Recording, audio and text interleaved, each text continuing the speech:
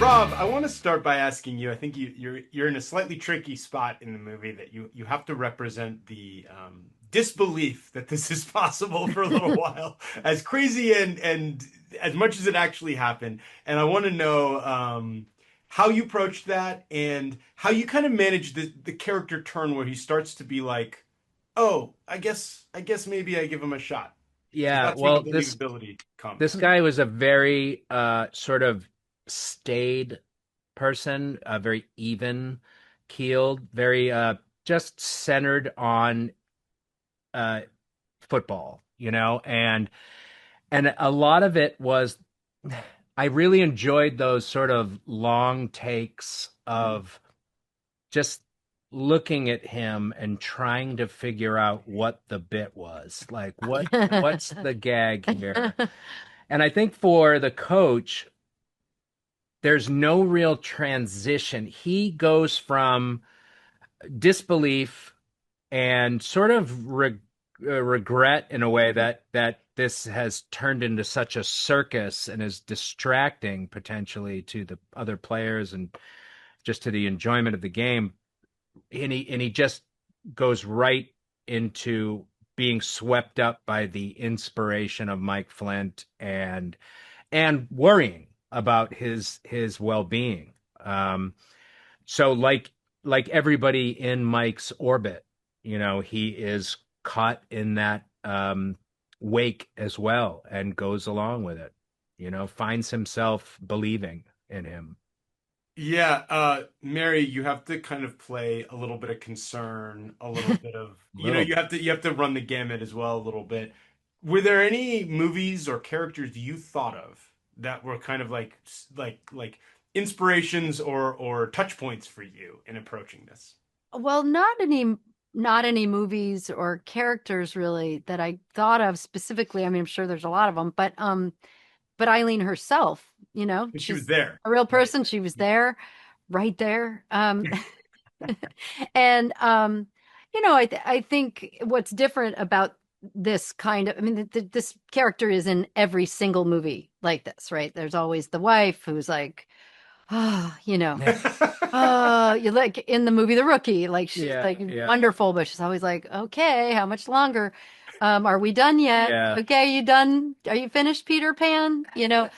But it's not, there are tropes there, but I think specifically what's interesting is that they're a lot more grown up than most other characters who are going through this. Like they're Mhm. older, they now have grandchildren, and so I think she more holds up a mirror to him, like, okay, you're an adult, you're going to do what you're going to do, but you have to acknowledge what is in the mirror. Like you are older and you are more vulnerable, and you have a whole team that relies on you Mm. that you're putting at risk too, in a way. So if you're willing to take that risk, you have to do it with a clear conscience, and then I'll support you all the way. And I I love that scene with the three conditions. oh, the condition, The right? three conditions, and one of them is like, don't you dare put yourself in a position where you're going to get hurt. And he's like, I'm not going to get hurt. She's like, you're a She's like, linebacker. wait, how you don't know that? You Yeah, cannot make that I'm promise. here to remind you that. Yeah. yeah. that. I You're know not going this to get game hurt better playing. than you know. Yeah, Right. exactly. And that's How that could you other get thing. hurt playing football with people half your age? Yeah. It's impossible. Yeah. I'm curious also, Mary, you touched on something really interesting. This character is kind of omnipresent, like many Yeah. tropes, many characters in Yeah.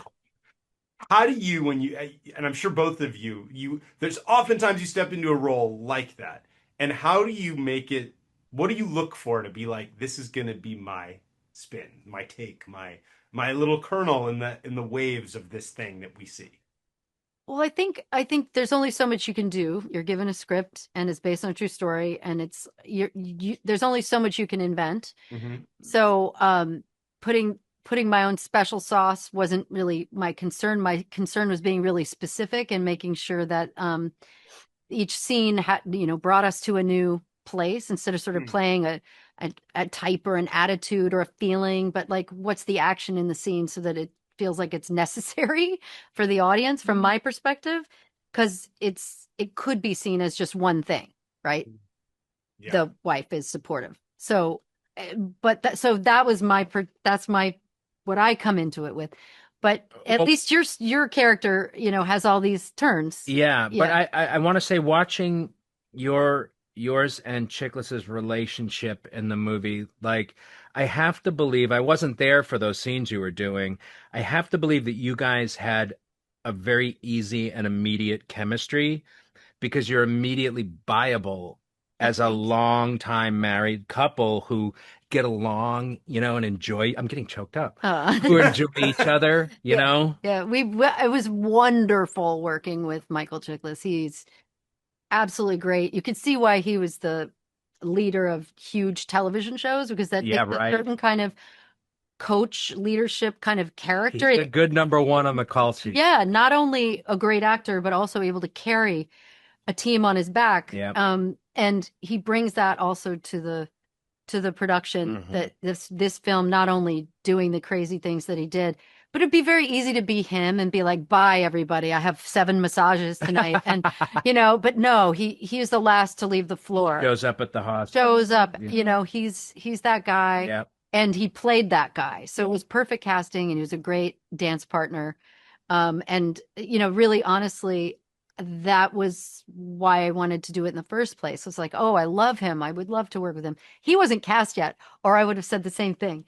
And Well, I love, Rob's really funny. Rob, you've yeah. been hilarious, and I've always enjoyed your comedy. And it's fun seeing you in a turn where there's a little bit of that, but there's other stuff. Can you talk a little bit about taking on roles that aren't blatantly funny? As Yeah, you it's so do. funny. People are telling me now that I was funny in the movie, and I don't remember there ever being any comedy whatsoever. Like I was not, I felt so relieved I didn't have to play that. Like I didn't have to think about what the funniest bit would Right. Where's the be, bit? just to play the moments honestly and to listen and react. And it was just such a relief, to tell you the truth. And the comedy is a 59-year-old guy walks on Yeah, the field. I hadn't believed it, but comedy is a Comedy. lot harder. Comedy's hard. But your timing is so good that even when you say things like "Where's the hidden camera?" It's funny. Yeah, I don't approach it any differently than I approach a comedy. Like I try to uh really kind of just live in these characters' shoes, even if it's a comedy. I mean, as much as I can. Sometimes that works against you. But I just think like a comedy is going to be funnier if your character is believable, if there's a little bit of an extra light shining out of your eyes, if you can work that out, Absolutely, yeah. because it wouldn't be fun to me to just play comedy bits just one after No, another. it's all based in character, Yeah. and you're so good in it. Oh, thank you. Yeah. Well, I have to wrap. Thank you both. It's been really Thank fun you. chatting with you, and it was a great film. Thank you. Thanks.